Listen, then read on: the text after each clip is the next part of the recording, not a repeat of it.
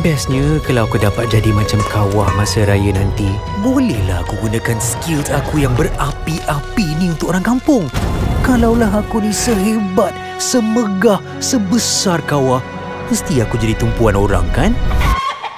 Kau tahu tak? Aku kalau kena masak, aku rela kena masak dalam kawah. Sekurang-kurangnya ramai orang hargai.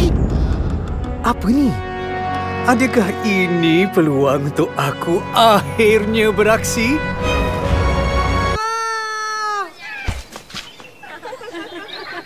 Aduh, sakit. Kuali, kau buat apa kat sini?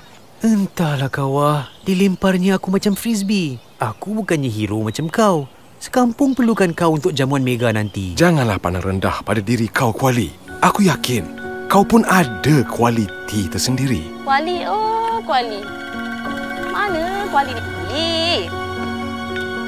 Lah, dekat sini rupanya Kuali aku. Ini mati kerja dok budak ni. Habis kosong Kuali aku. Nasib baik ada orang yang masih sayangkan aku. Kenapa dia masak guna aku ni? Patutnya semua orang dekat jamuan mega kawah kan? Ish, nak kena tambah lagi ni. Macam mana nak cari ayam?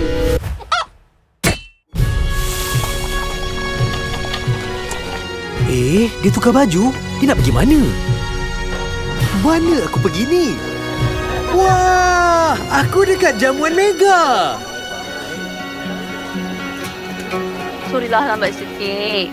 Boleh pula renang ayam tak cukup.